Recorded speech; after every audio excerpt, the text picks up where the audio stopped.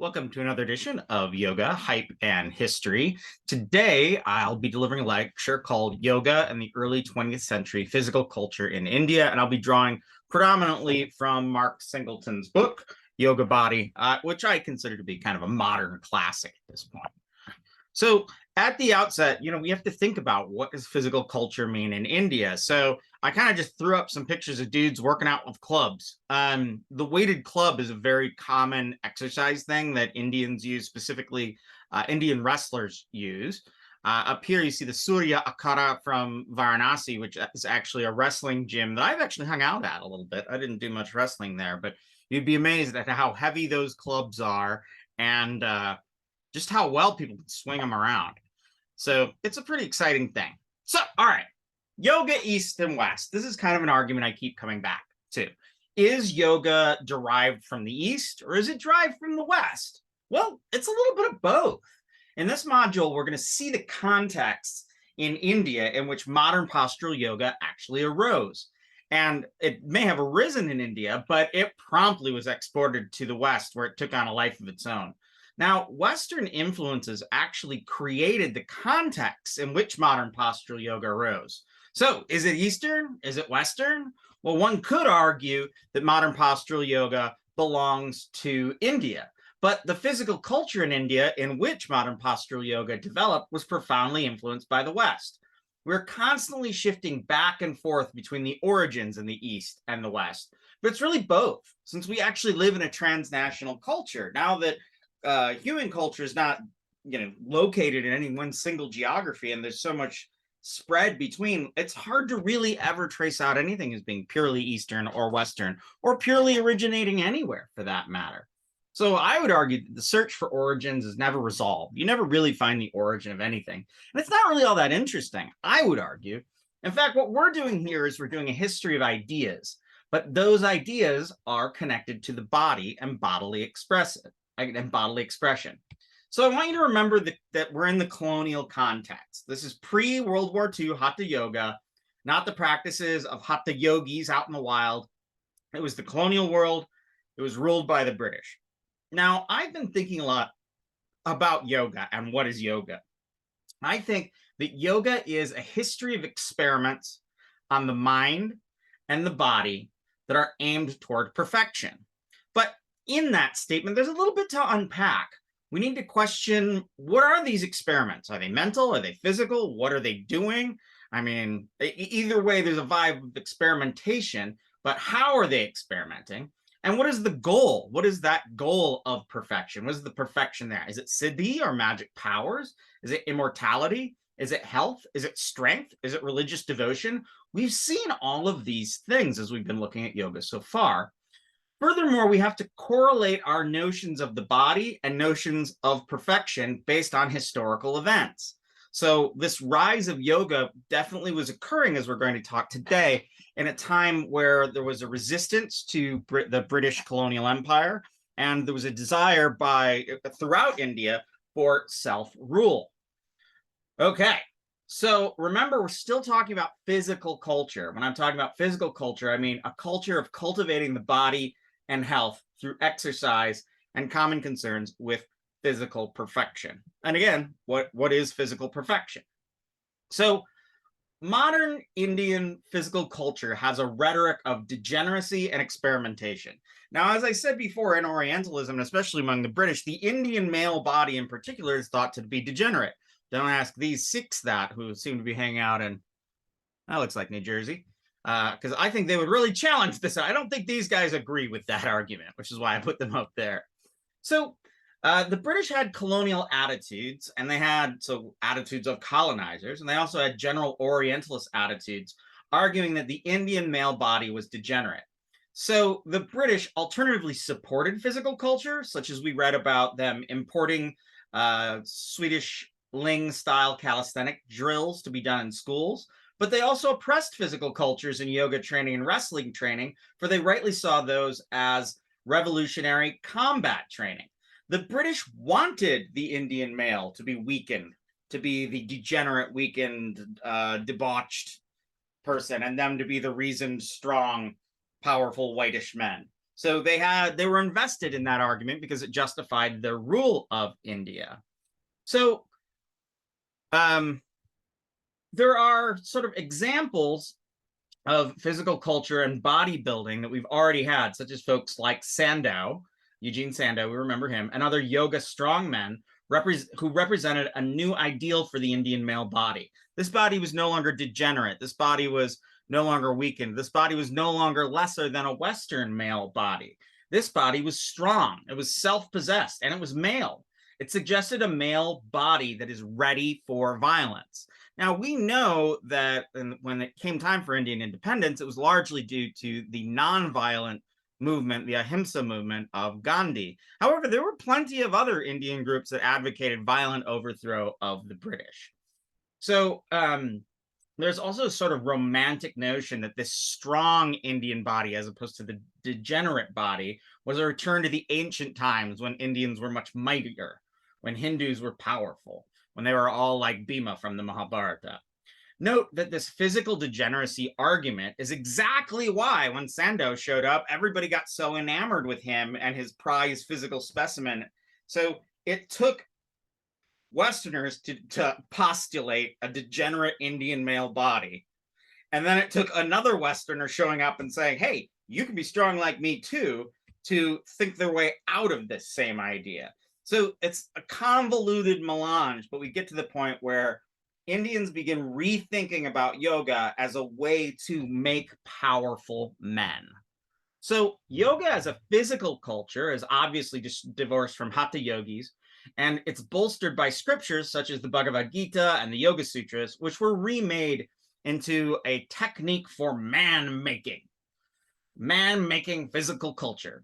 That culture could be called yoga, though it was inspired by Western techniques and took little more than just scriptural support for yoga. In fact, Singleton notes that Swami Vivekananda would argue, while he didn't advocate physical yoga, he advocated physical culture, saying that people needed to be strong, that to become spiritually perfect, you had to have a strong and unflawed body, despite him being unhealthy all the time. So Swami V argues that physical culture is really important, and he justified physical toughness and strength via some very dubious readings of scriptures such as the Upanishads. So remember, and I've said this a couple of times, that health traditionally in India was a lack of disease. And in fact, strength and physical potency was thought to come from celibacy, not through exercise. So this positive notion of health and strength that is supported by exercise is not found until modern India. So yoga could become man-making, appealing to the degenerate body and thoughts of a degenerate body, and positing a new way to be strong, which was accomplished through exercise and mental focus through exercise. And these attitudes did get blended into what we see in modern postural yoga, but it wasn't drawn from anything indigenous hatha yogis were doing. And we also start to hear new stories and new novels. And there's a novel called Anandamat, what does that mean? The Monastery of Bliss, about heroic, patriotic fighting yogis. But these were not modeled on the hatha yogis who previously would fight with the Maharajas and who were known to be mercenaries. It wasn't based on them. It was based on a new ideal, some sort of patriot warrior monk who was interested more in serving India than any religious order. And they also had a non-sectarian neo-Hindu bend to their religion. These yogis traditionally, hatha yogis, are not interested in their Indian identity. They're interested in their guru, their monastery, their religious order. That's what they're interested in. They don't have a wide-ranging notion of Indianness. Of course, these days, now that we have some very prominent politicians who are from hatha yogi renunciate backgrounds, we do see a little bit more of that. Also, these hatha yogis were predominantly Shaiva. They worship Shiva. And in the stories we start hearing, they're almost neo-Hindus. They're non-sectarian. Most of them are Vaishnava. So these new yogi heroes look nothing like our sinister yogis of the past. Okay, so what comes creeping this way is the demon of eugenics. Eugenics is selective breeding for racial and national purity. You may be familiar with very famous eugenics folks like the Nazis, but also there is a very long history in the United States of eugenics. Even Teddy Roosevelt was a big proponent. A lot of our presidents in the early 20th century were eugenicists who believed that, the mentally disabled, the weak, the handicapped just shouldn't breed, because that does not encourage racial hygiene, and it makes humanity and even the race of white people to be weaker. So selective breeding. So within this, we have two very important ideas within eugenics. You have Darwinism and Lamarckism. And once you know what Lamarckism is, you start seeing it in a lot of places. Now, Darwinism argues that mutation and selection leads to evolution. This has been demonstrated. So how does something evolve? Well, it's survival of the fittest. It means that the most physically prepared for a place a person is, the more likely they are to breed. Now, if there's a mutation that causes someone to be able to eat more and breed more, then they're going to pass on that mutation. If there's a mutation that doesn't lead to that, it won't get passed on. Now, Lamarckism is different, and it's been thoroughly debunked. Lamarckism argues that the experience of living people in the course of their lives changes their body, and those changes will be passed on to their descendants. Therefore, a blacksmith will become strong in his body and in his life, and therefore his children will be strong. This is not about selection, but experiences being passed on genetically. A great counterexample to this, of course, is circumcision. If for 5,000 years men have been circumcised, how come children keep being born with foreskins? So the picture over here is pretty good of Lamarck and Darwin. In Lamarck, you see that hopefully the tall creature will get taller, but really the reality of it is that people stay the same no matter what.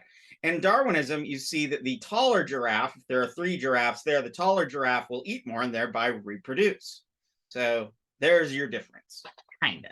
They often talk about, like, when they talk about Lamarck, they talk about giraffes, and his idea was that it was through generations of giraffes trying to get taller to get to those leaves that suddenly the neck elongated. Well, Darwin is correct.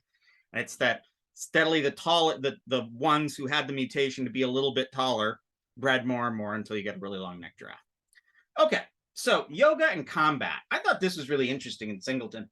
We see that there were a couple of traveling gurus who were teaching asana, so body practices, and meditation, and they were saying it was yoga, but they were also teaching combat techniques and fomenting anti-British radicalism. One example is a character named Turukta, who formed a new form of yoga that's very neo-Hindu.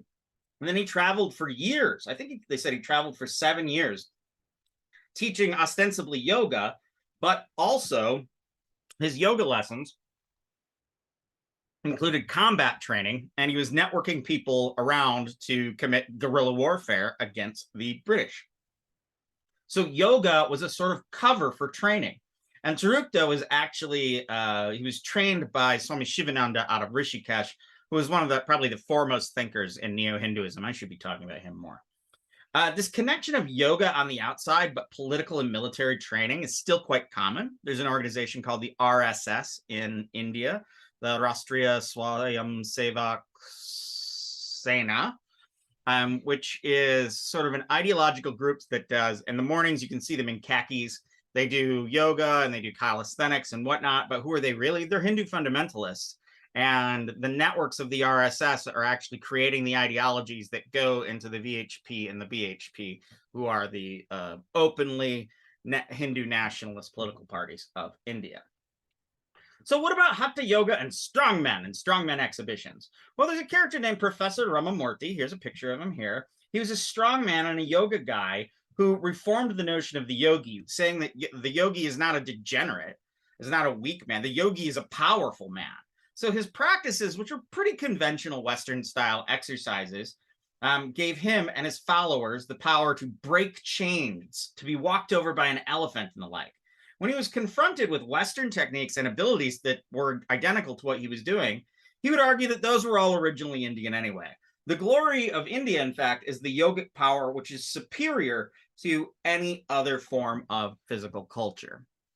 So yoga had changed. Yoga was now about bodily perfection, strength, and man-making, not meditation, not austerity, not devotion like we saw amongst the Hatha yogis. So yoga was now about bodily perfection, strength, and man-making. Modern postural yoga as a purely asana posture-based system had not yet developed. The important thing to see here is that Western physical culture was established in India, creating the context that modern postural yoga rose in. And that physical culture set down roots in India and began to be connected to ideals, though not actual practices of yoga. And it was also given a neo-Hindu or a Hindu nationalist vibe. So strength and vigor in developing yoga practices in India. So the overall argument that we're making here, that Singleton is making, is kind of how it follows, sort of like this. All right. The main sources he's looking at were these popular published do-it-yourself magazines and manuals for yoga about physical culture and the burgeoning thread of yoga that develops in this physical culture. This is where we see yoga start to complete the shift away from the Hatha Yoga of Hatha Yogis and Swami Vivekananda's meditative yoga. Now we're seeing a yoga of health via body position exercises. The start of all the body postures and the core values of the yoga community today can be found in this period. This stage shows a remarkable amount of nearly all the same physical practices being done in the East and the West. I mean, we know that military calisthenics, ling gymnastics, and various British notions of physical culture pervaded in India, but there's always this argument that just because they look alike doesn't mean they have some influence. I mean, I always like to say that several people can have the same bad idea without knowing one another. So there is an argument you could say that without those Western influences, maybe India would have come to the same conclusions on physical culture, but you cannot separate the British colonial experience from the Indian experience. You just can't take it out. It's there. It was historically there for 400 years. There's no way to think of India without the British. Okay, so we have two characters that I think are pretty important here, and I had originally wanted you to read a little bit more about them, but you can't do it all. So there's Kuvalyananda and Yogendra. These two 20th century figures practiced yoga positions that were inspired by, but was removed from what Hatha yogis were doing. They also believed in the primacy of yoga to be an Indian technology that could be proved scientifically. And they both set up like labs in which they would do yoga practices and document the physical changes. Yogendra even came to the United States and was studied by scientists here, I think in the 20s. Yeah, in the early 20s. So Kuvalyananda introduced a physical culture that was based on yoga, and he set up a center to scientifically study that physical culture. Now, Yogendra, whose name means the Lord of Yoga, was actually, before he came to yoga, he was a long practitioner of physical culture, and he was known as a muscle man, as a strong man. He also set up a center, just like Kuvalyananda did, for the scientific study of yoga, and he traveled to the US where he demonstrated and taught yoga until he was not allowed to return to the United States in 1924. 1924, 27, there was the Immigration Restriction Act, in which Asian immigrants were no longer allowed into the United States. This was aimed primarily at the Chinese, but also among the Indians. This really didn't get changed until much later. In the 1970s, all of the immigration opened up from India, and a lot of the Indians that came to the United States and live here now came in that 1970s period. But yes, for a long period of time, Indians were not allowed to come and migrate to the United States due to an act passed by Congress. Delightful. Okay, so Yogendra really did not like Hatha yogis, and he would claim that some Kanpatas, so not yogis with the split ears, tried to kidnap him when he was a child. He also said that when he was kind of learning yoga later, he had a couple of Swami Hatha yogis show up, and he talked to them and he realized they had nothing to teach him whatsoever. So his method was actually written in a book called Hatha Yoga Simplified.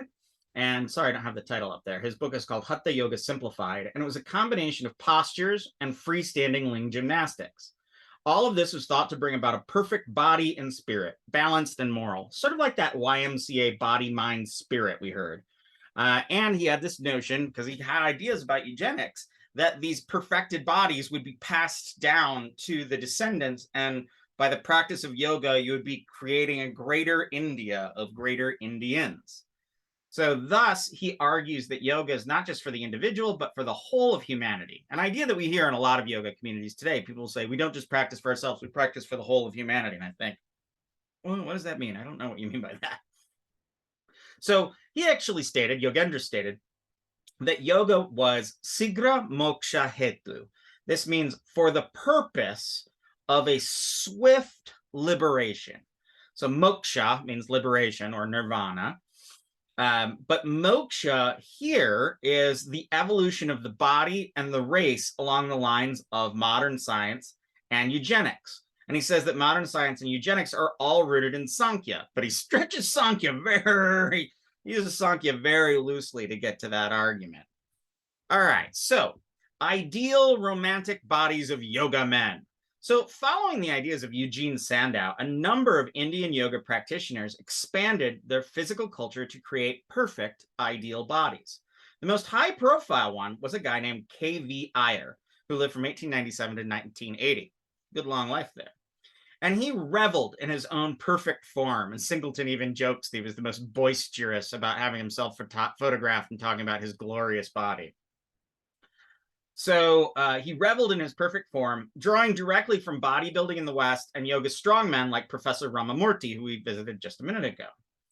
Yoga was the way to make the ideal man that he explicitly said would look like Eugene Sandow, but also be immune to disease because he practiced Hatha Yoga. He also thought that this type of manhood would remake degenerate India. He bought into the notion that India had fallen away from its glorious origins, but that yoga itself could bring back and create a powerful yoga, a powerful India. So practices at his gym would be the so-called Surya Namaskara, which I've put a video up for you. That's the sun salutation. I'll talk about it a little bit more. Yoga as medical gymnastics and also work with weights, dumbbell works. And in fact, he would do things where he would have people do the yoga poses of the Surya Namaskara and do that in the service of bodybuilding as opposed to yoga. So in this way, the Surya Namaskara, who was actually created by another bodybuilder, was in fact conceived and popularized by and for bodybuilders in the early 20th centuries. This sequence of position is ubiquitous now, and everybody says it's 5,000 years old, but it's not older than the 20th centuries. And what's interesting is because the Surya Namaskara, and this was the first thing I was taught in yoga, is just so pervasive, it's amazing that it's that recent, and it's amazing that it was originally conceived as an exercise for bodybuilding. What would we say? What are we talking about again? We are back at Iyer would argue that pure asana, just doing the body positions, is not enough, that you have to do exercise. Now, what's interesting here is there was a big spectacle on showing off the body and the potency of the body and the yoga body. And if you look these days at Yoga Journal or you look at yoga websites, you'll see that there's a lot of showing off of the powerful yoga body, the perfection that comes from yoga. So we're really starting to see that here. And we're starting to see these yoga bodies. All right, so his students, in fact, Iyer's students, would perform pujas to the god Ram and the monkey god Hanuman, who is also a wrestler and a warrior. And thus, all the activities that he was teaching, despite them not having any real precedence in India per se, though there was some notion of the body positions, thus, all of his activities were granted a sort of Hindu veneer. One of his students was Ram Balsekar, who we saw a picture of him with his naked buttocks in our book for today. So Ramesh Balsekar later became an Advaita Vedanta guru, and in fact, a friend of mine studied with him. And in this time doing physical yoga, he was actually declared by many to have the finest shaped Indian body. He translated the Advaita classic originally spoken by Nisargadatta Maharaj, called I Am That, which is, for my money, the best. I don't have a slide on it, I'm sorry. I Am That by Nisargadatta Maharaj and translated by Ramesh Balsekar, I would say is the best 20th century book written on Advaita Vedanta. It's excellent. We'll also see later that Iyer had a patron, and one of his patrons was the Maharaja Wodeyar in Mysore. And it is in Mysore where we are going to see Indian modern postural yoga explode. And we'll talk about that in just a little bit. So Iyer had connections to wealth and power brokers. So the final points I wanted to make are about new thought and yoga. So we have yoga. And when you talk to people about yoga, they talk about the union of higher self and lower self. They talk about the body. They talk about visualization. They talk about meditation and meditation apps. All of this kind of comes out of an early 20th thing called New Thought. What is New Thought? Well, we see it everywhere now, but it started in the late 18th century. It's a combination of American transcendentalism, so seeing the self above all things, finding union of God and self within nature, Henry David Thoreau, Ralph Waldo Emerson, that type of stuff, and Christian Science. Well, what's Christian Science? Christian Science is an ostensibly Protestant organization that argues that positive mental thinking and prayer is more powerful than medicine. So if you eat a very good diet, a balanced diet, and live ethically and think positively, you will be healthy, wealthy, and wise.